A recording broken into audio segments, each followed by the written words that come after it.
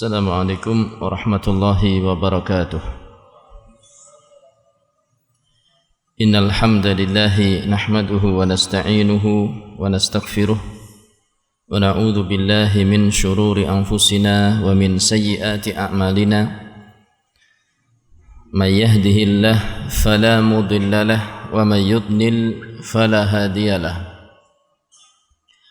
Ashhadu an la ilaha illallah wahdahu la syarika lah wa ashhadu anna Muhammadan abduhu wa rasuluh. Ya ayyuhalladzina amanu taqullaha haqqa tuqatih wa la tamutunna illa wa antum muslimuna amma ba'd. Kaum muslimin muslimat, bapak-bapak, ibu-ibu, para hadirin di Masjid Agung Darussalam Purbalingga rahimani wa rahimakumullah, dan juga para pendengar setia Radio Insani di frekuensi 88,8 FM rahimani wa rahimakumullah dimanapun Anda berada, serta juga para pemirsa Niaga TV, Usman TV dimanapun Anda berada, rahimani wa rahimakumullah. Mudah-mudahan Allah merahmati kita semuanya. Allahumma amin. Alhamdulillah, segala puji bagi Allah semata. Pada kesempatan malam hari ini kita akan melanjutkan kajian kita kitab Riyadu As-Salihin, dan kita sudah menginjak bab baru, yaitu bab nomor 7 ya. Bab nomor 7 sudah terlalu lama ya, atau sudah lama ya, bukan terlalu lama, sudah lama kita mengkaji. Alhamdulillah sudah menginjak bab ke-7. Apa itu bab ke-7? Bab tentang yakin dan tawakal. Babul yaqini wat tawakkuli. Bab tentang yakin dan tawakal. Ini dua perkara yang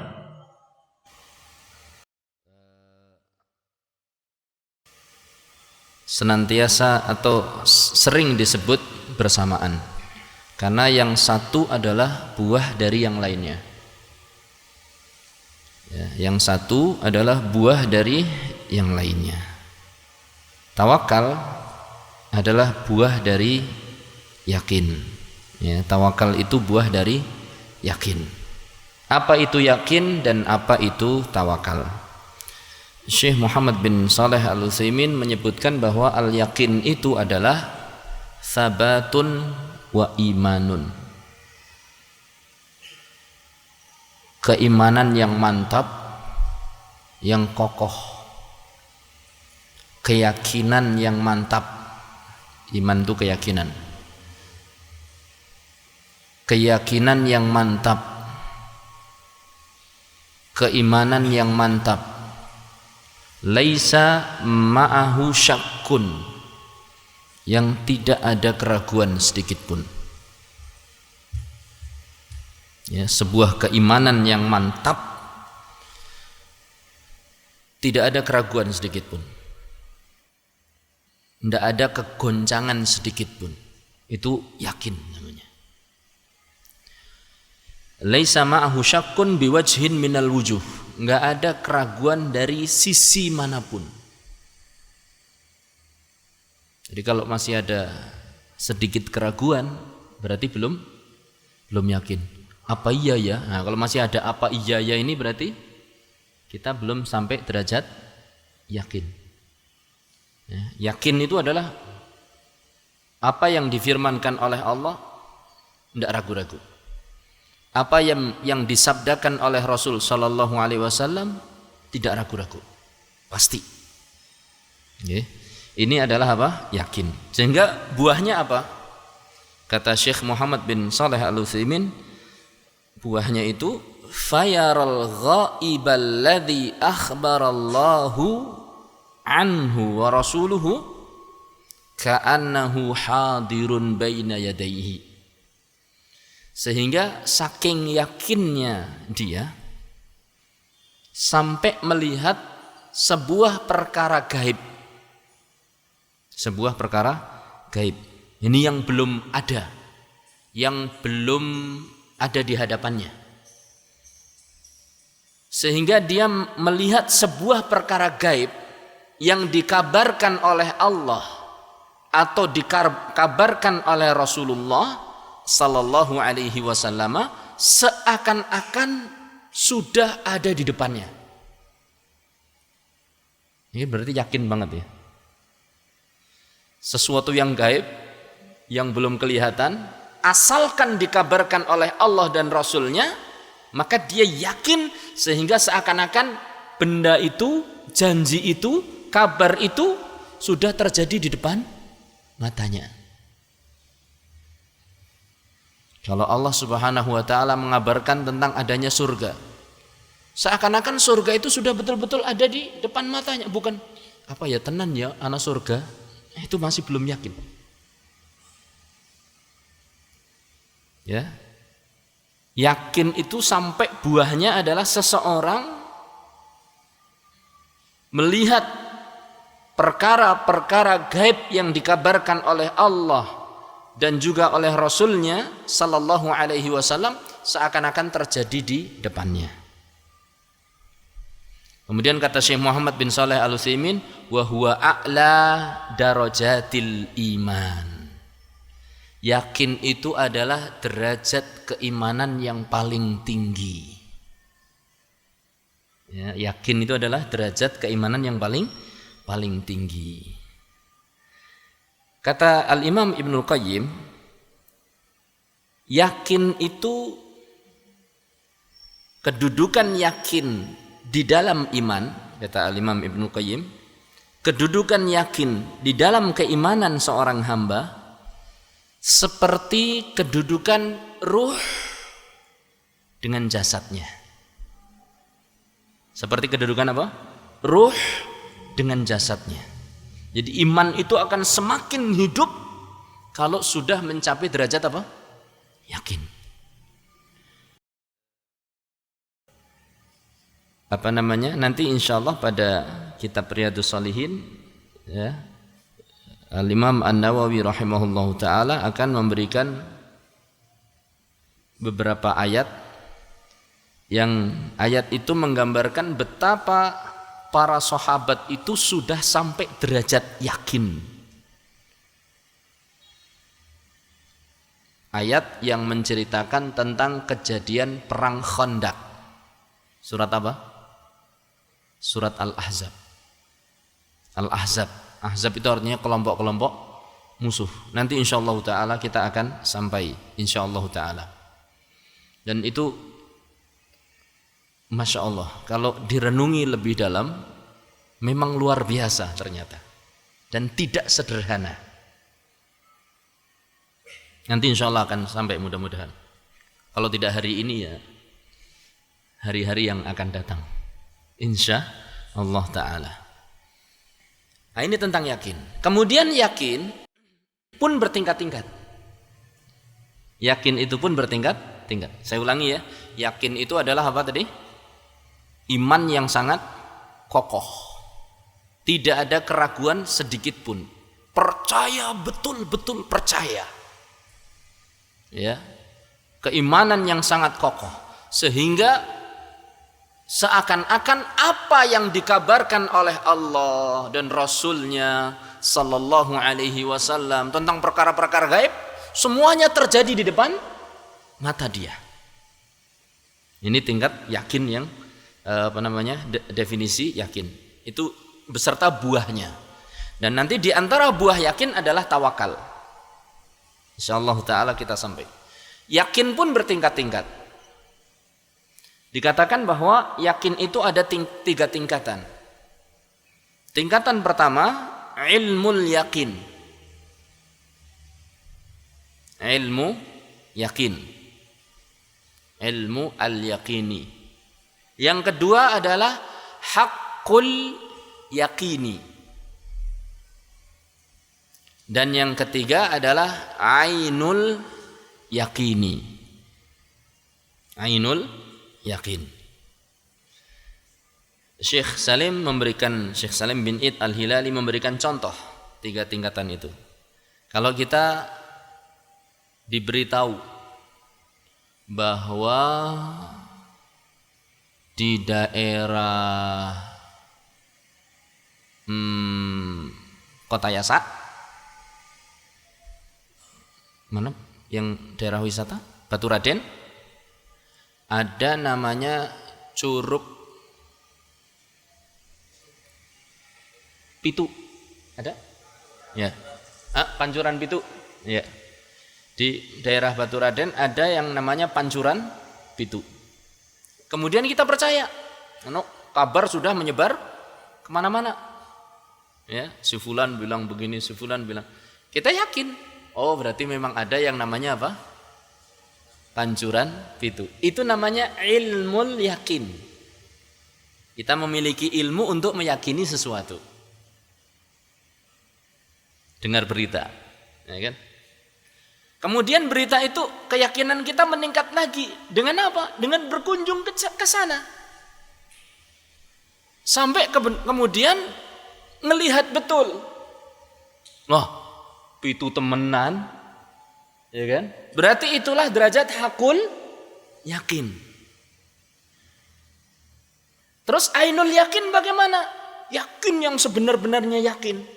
Ya ketika tangan kita memegang air pancuran itu, menghitungnya dari air pancuran yang pertama, pancuran yang kedua, merasakan dengan tangan kita, bahkan kalau perlu minum, kemudian mandi di situ. Nah, itulah ainul yakin. Jadi ketika ditanya pulang-pulang, apa temenan anak pancuran Pitu? Yakin anak temenan. Ainul yakin, nyong. Ya kan? Yakin betul-betul. Itu sudah enggak ada ragu-ragu. Temenan apa? Yakin. Lombok ora. Mbok antum disuruh ngaku enggak ada, itu enggak bisa. Itulah keimanan seseorang. Ketika mendengar berita surga, yakin ada surga, yakin. Nah, orang yang sudah imannya tingkat tinggi, seakan-akan surga itu di depan mata dia, dan seakan-akan dia bisa mencium baunya. Nah, kita sudah sampai derajat yang keberapa yakinnya? Kira-kira sudah masuk yakin atau belum juga, ini yang meragukan. Mudah-mudahan kita diberi keyakinan yang kuat oleh Allah Subhanahu wa ta'ala dalam keimanan kita terhadap apa saja yang dikabarkan oleh Allah dan Rasulnya sallallahu alaihi wasallam. Jadi yakin ada berapa tingkat? 3. Ilmul yakin, haqqul yakin, ainul yakin. Wis ngerasakaken istilahnya. Nah, kalau di dunia kan belum bisa merasakan.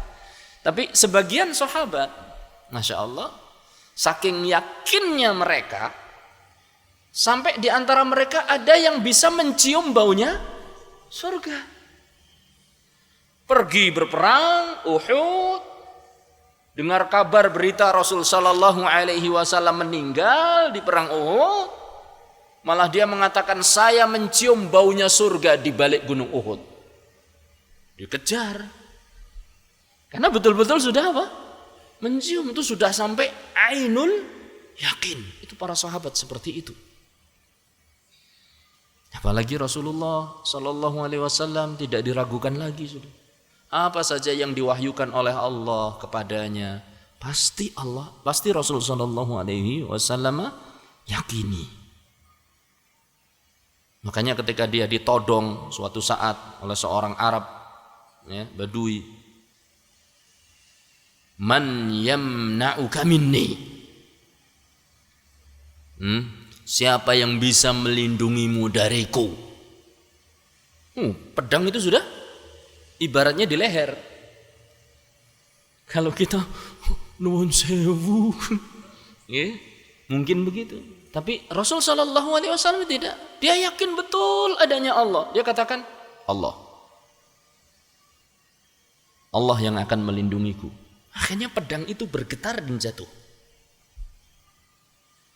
Nah, dibalik Ketika pedang jatuh, orang bukan orang tidak beriman. Siapa yang akan melindungimu dariku? Dia nggak bisa jawab. Akhirnya dimaafkan oleh Rasulullah Sallallahu Alaihi Wasallam. Demikian juga sahabat. Di antara mereka ada yang tertangkap oleh pasukan musuh, kemudian akan dihukum mati. Ketika akan dihukum mati, dia minta izin untuk apa? Sholat. Sholatnya lama banget. Dia segera selesaikan sholatnya. Kata dia kepada para musuh, seandainya aku tidak khawatir kalian mengira aku takut mati, sholatku akan tak perpanjang lagi. Tapi aku mengira bahwasanya apa? Aku khawatir kalian mengira aku sholat panjang karena takut mati. Enggak, saya enggak takut mati. Jadi dia betul-betul menikmati apa? Sholatnya. Nah, sampai seperti itu. Kita kalau mungkin mau diancam mati, sholat aja sudah kelingan mati nih. Kalau ini enggak. Itulah para sahabat. Ini contoh-contoh kecil ya di dalam masalah keyakinan. Nah, itu tingkatan-tingkatan yakin. Nah, yakin itu apa tadi? Kekuatan iman yang tidak terkandung unsur apa? Keraguan sedikit pun, sehingga kabar apa saja dari Allah dan Rasulnya Sallallahu Alaihi Wasallam tentang perkara-perkara gaib seakan-akan sudah terjadi di depan matanya. Yakin ini membuahkan sifat yang namanya tawakal. Ya, yakin ini membuahkan sifat yang namanya apa? Tawakal. Yakin itu di dalam hati, tawakal juga di dalam hati. Ini amalan-amalan yang luar biasa. Jadi tawakal itu buah yakin. Tawakal itu adalah buah dari yakin. Wa min samaratil yakin, wa min ajal samarati al yakin at-tawakkul. Di antara buah yang paling berharga, di antara hasil yang paling mulia dari sifat yakin adalah tawakal. Nah, kalau sudah yakin, maka sudah dia berusaha dan bertawakal kepada Allah. Nanti insya Allah akan tampak jelas ya bagaimana para sahabat itu digambarkan oleh Allah Subhanahu wa taala keyakinan mereka di dalam menghadapi perang Ahzab. Ini keyakinan mereka tampak jelas insyaallah taala. Apa itu tawakal? Tawakal itu adalah sidqu i'timadil qalbi.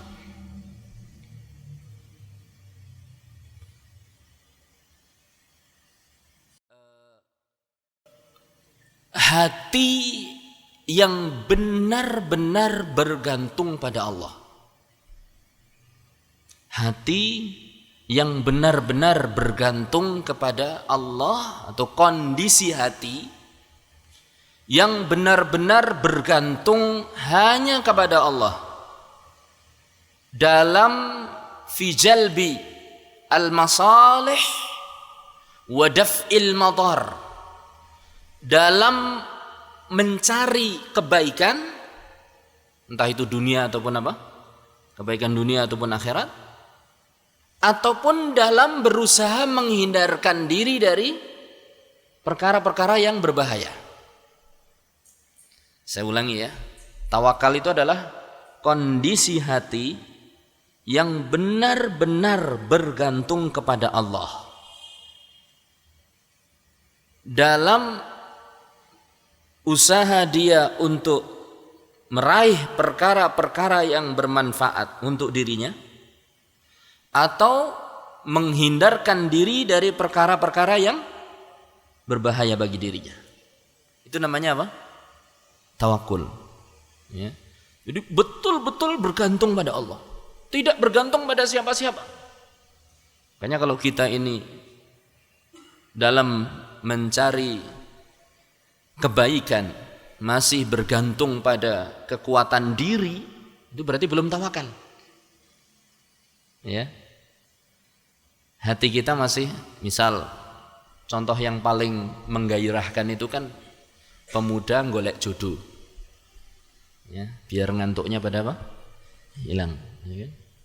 Seorang pemuda tampan, masya Allah, tidak ada kekurangan, hidungnya mancung, masya Allah, kulitnya ya putih, pokoknya ganteng, kayak wong Arab, masya Allah. Apa ya wong Arab ganteng ya, pokoknya kayak orang Arab yang ganteng, masya Allah. Kita kalau ketampanan itu ya identiknya adalah orang-orang Arab, orang Barat, ya pokoknya kita yang sesama Muslim aja lah, ya. Identiknya adalah ganteng, tampan adalah orang-orang Arab. Kemudian dia mencari jodoh. Dia katakan, wah saya pokoknya tawakal saja. Tapi dalam hati, siapa sih yang akan nolak dengan wajah setampan ini? Ini berarti belum tawakul kepada Allah. Masih menggantungkan pada apa? Nah, masih menggantungkan pada wajah. Padahal betapa banyak orang yang tampan ditolak. Tetapi yang kurang tampan ternyata diterima. Bahkan diterimanya bukan oleh satu saja. Diterima oleh istrinya dan anak-anaknya. Udah ditunggu-tunggu ini kan. Ya. Dan juga yang lainnya, masya Allah. Jadi, ternyata segala sesuatu bukan bergantung pada ketampanan. Belum lama ini ada yang bilang kepada saya, ada seorang wanita kaya, cantik, ya, kaya, cantik, tapi belum punya apa? Jodoh. Ternyata jodoh itu bukan karena cantik dan kaya, tapi betul-betul karena pemberian Allah. Kalau begitu untuk apa lagi kita mengandalkan kekayaan, mengandalkan kecantikan, mengandalkan ketampanan, mengandalkan kekuatan? Untuk apa? Maka tawakal itu adalah ketika hati ini betul-betul menggantungkan diri hanya kepada Allah. Berat atau tidak? Berat. Karena untuk sampai tawakal itu harus lewat apa? Lewat yakin. Jadi tawakal itu buah dari apa? Buah dari yakin. Makanya berat tawakal itu. Terkadang kita cuma tawakal di lisan saja. Tapi hati itu belum tawakal sesungguhnya. Datang sakit ke dokter. Kita sudah merasa tawakal pada Allah. Tapi terkadang kita merasa sing iso ngobati cocoknya itu karo dokter ini. Kalau enggak dokter ini enggak sembuh. Nah, ini bahaya ini. Ya. Nah, ini gambaran tentang masalah tawakal. Jadi tawakal itu adalah apa tadi?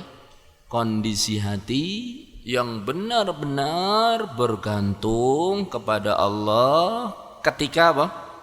Mencari kebaikan atau menolak perkara yang membahayakan dalam segala hal. Kebaikan yang tampak atau yang tidak tampak, bahaya yang tampak, bahaya yang tidak tampak, kebaikan dunia, kebaikan akhirat, bahaya di dunia, bahaya di akhirat.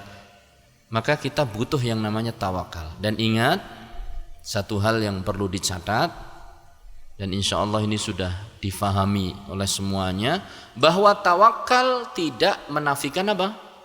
Usaha. Tawakal tidak menafikan usaha. Rasulullah sallallahu alaihi wasallam dan para sahabatnya, mereka adalah orang-orang yang paling tawakal. Tapi kalau sudah pergi berperang, kebiasaan beliau biasanya menyiarkan berita yang sebaliknya. Siasat, tetap bersiasat. Padahal orang yang paling tawakal.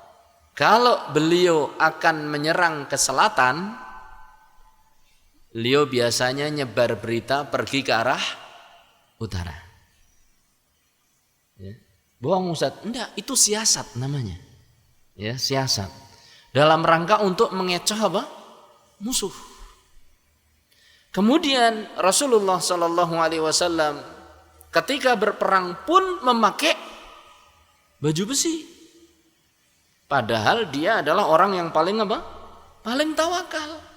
Tidak ada keraguan sedikit pun dalam hatinya tentang kematian, tentang ajal, tentang kemenangan, tentang kekalahan. Tapi tetap Rasul Shallallahu Alaihi Wasallam memakai 2 baju besi. Bahkan ketika perang Uhud, beliau memakai 2 baju besi, double. Ya, ini menunjukkan bahwasanya tawakal itu tidak apa? Menafikan usaha. Ya, tawakal itu tidak menafikan usaha. Dan min sunnatillah, termasuk dari sunnatullah yang Allah tetapkan atas hambanya, adanya hukum sebab apa? Hukum Allah. Allah menetapkan segala sesuatu itu ada apa? Sebabnya. Orang pingin selamat, usahanya 1, tawakal kepada Allah. 2, menghindar dari bahaya. Ya, ini sebab untuk selamat. Orang lapar, pingin kenyang, usahanya apa? 1, tawakal kepada Allah. Yakin, saya yakinnya yang memberi makan dia, yang memberi rezeki dia itu adalah semata-mata siapa? Allah. 2, usaha. Apa usahanya? Golek upo, bergerak. Ya, al barakat ma'al harakat, kata orang Arab. Nek orang Jawa mengatakan nek gelem obah lambene mamah. Ya, nek gelem obah lambene apa? Mamah. Jadi kalau dia mau berusaha, insya Allah dia akan dapat apa? Rezeki. Ini memang sebab, ada sebabnya dan ada akibatnya. Lalu orang Arab mengatakan al-harakat, al-barakat ma'al harakat. Berkah itu muncul dengan adanya usaha. Ya, berkah itu muncul dengan adanya apa? Usaha. Maka Rasul Shallallahu Alaihi Wasallam dulu menggembala kambing. Abu Bakar radhiyallahu taala anhu dulu jualan kain. Utsman radhiyallahu taala anhu dulu juga menjadi saudagar. Dan banyak sekali. Abdurrahman bin Auf dulu juga saudagar kaya, berusaha dengan jual belinya. Jadi begitu bapak-bapak dan ibu-ibu, ya. Orang yang ingin sakit, orang yang sakit ingin sembuh, maka usahanya 1, jangan lupa apa? Tawakal kepada Allah. Setelah itu apa? Berusaha. Caranya cari dokter lah, cari obat lah, diruqyah lah, ya, dengan herbal lah. Ada usahanya. Seorang laki-laki ingin punya keturunan, Masya Allah, ya kan? Maka usahanya 1, tawakal pada Allah. Yang kedua, golek jodoh, ya. Cari apa? Istri, ya. Jangan ngeluh sama Ustaz, saya udah lama nggak punya keturunan. Lah gimana? Udah nikah belum? Belum lah.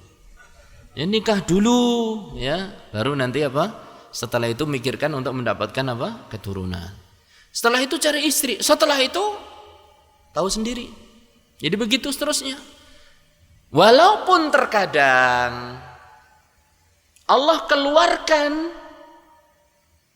beberapa kejadian dari sunatullah itu. Terkadang Allah keluarkan beberapa kejadian dari sunatullah. Sunatullah itu kalau ada sebab biasanya ada apa? Akibatnya. Terkadang Allah keluarkan. Maka muncullah Nabi Isa alaihi salatu wassalam, yang enggak ada bapaknya tapi bisa keluar anaknya. Muncullah Hawa, nenek kita. Enggak ada ibunya tapi muncul anaknya. Yang lebih hebat lagi, muncul Nabi Adam. Enggak ada bapak, enggak ada anak. Bisa keluar orangnya, Masya Allah.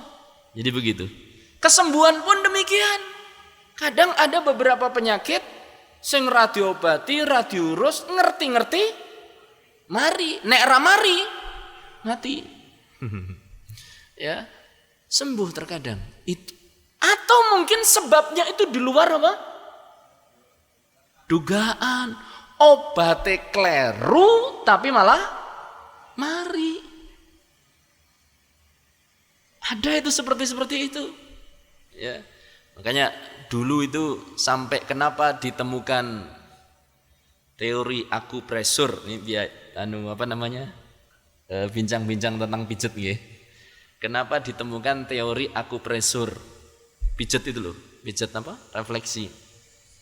Teorinya dulu ketika perang, entah suku Indian atau entah suku mana atau orang-orang yang pokoknya di sana jauh. Ketika perang mereka memiliki sakit kadang, sakit bawa perang. Itu ternyata kepanah, kadang ketusuk di tempat-tempat tertentu malah sembuh.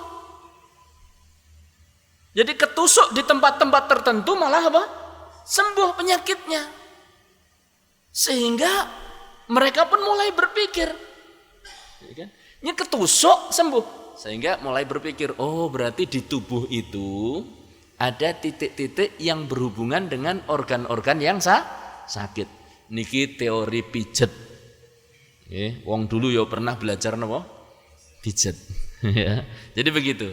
Pak, terkadang kesembuhan itu muncul dari sesuatu yang tidak kita sangka-sangka. Nah, macam-macam lah. Barang elektronik rusak, jatuh. Lah kok malah murup lagi. Itu pernah kejadian-kejadian seperti itu, Masya Allah. Saya pernah punya barang elektronik macet. Saya cuma bilang begini, ini guyon ya, guyon dan mungkin betulan ya. Saya bilang, sudah kita nggak jadi beli. Saya dulu kan punya lemari pendingin, gitu. Kemudian pingin beli freezer dulu sekitar tahun 2007-an, 2007-2008. Pingin beli freezer. Tiba-tiba kulkas saya mati. Berhari-hari kulkasnya mati. Terus saya bilang gini sambil saya tepuk-tepuk. Sudah toh, kita nggak jadi beli freezer. Murup, coba bayangkan. Itu ilmu apa itu kayak gitu? Nggak ada ilmunya. Di luar dugaan. Nyala, ini kisah nyata ini seperti ini, ya. Nah, wallahu taala alam bi as-shawab. Nah, fa ala kulli hal Bapak-bapak dan Ibu-ibu, tawakal itu tidak apa? Menafikan adanya apa? Usaha. Maka tetap saja siapa saja yang ingin mencapai derajat tawakal bukan berarti lantas tidak berusaha. Satu contoh yang baik yang dicontohkan oleh Rasulullah sallallahu alaihi wasallam, belajar dari seekor burung. Burung itu makhluk yang luar biasa tawakalnya kepada Allah Subhanahu wa taala. Dia tidak peduli ya pergi kemana, enggak ada jadwal harian. Pokoknya keluar dari sarang, terbang bareng-bareng sama rombongannya, terus cari makan. Pulang nanti sore sudah pada kenyang semuanya. Kata Rasul sallallahu alaihi wasallam, "Lau tawakkaltum 'alallahi haqqa tawakkulihi", seandainya kau benar-benar bertawakal kepada Allah dengan sesungguh-sungguhnya tawakal, niscaya la razaqakum, niscaya Allah akan memberi kalian rizki. Kama yarzuqut thaira, sebagaimana Allah memberi rizki seekor burung. Yaghdu himasan, dia pergi di pagi hari, perutnya dalam keadaan apa? Kosong. Wa taruhu bitana, dan kembalinya sudah dalam keadaan perut yang penuh. Bukan dia saja yang penuh, anak-anaknya, Masya Allah. Anak-anaknya. Berapa anak itu? Satu burung ngeloloi berapa ekor burung itu, Masya Allah. Dari hadis ini menggambarkan bahwa tawakal itu tidak menafikan apa? Usaha. Karena apa? Di sini digambarkan tawakal yang sebenar-benarnya nanti bisa seperti seekor burung, akan diberi rizki sebagaimana Allah memberi rizki pada seekor burung. Burung itu tawakalnya luar biasa. Pergi nggak tahu entah kemana, perutnya kosong, tapi usaha dia terbang sana kemari, kadang dilempar sama Pak Tani, kadang dioprak-oprak, kadang ditembaki, kadang dijala, masya Allah, kan? Tapi masya Allah, pulang dalam keadaan apa? Perutnya penuh. Itulah hakikat dari tawakal. Fatawakal, maka tawakal itu adalah buah daripada apa? Yakin, dan yakin itu adalah kekokohan dalam keimanan seorang hamba yang tidak ada keraguan sedikit pun. Wallahu ta'ala a'lam bi as-shawab. Isya jam berapa?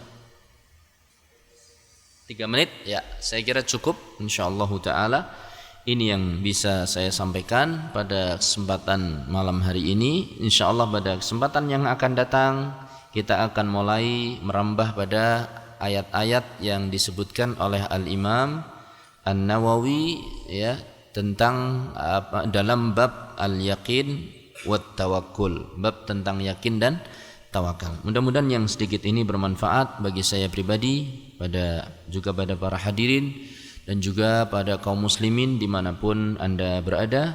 Fa sallallahu ala nabiyyina Muhammad walhamdulillahi rabbil alamin. Subhanakallahumma wa bihamdika asyhadu an la ilaha illa anta astaghfiruka wa atubu ilaik. Wassalamu alaikum warahmatullahi wabarakatuh.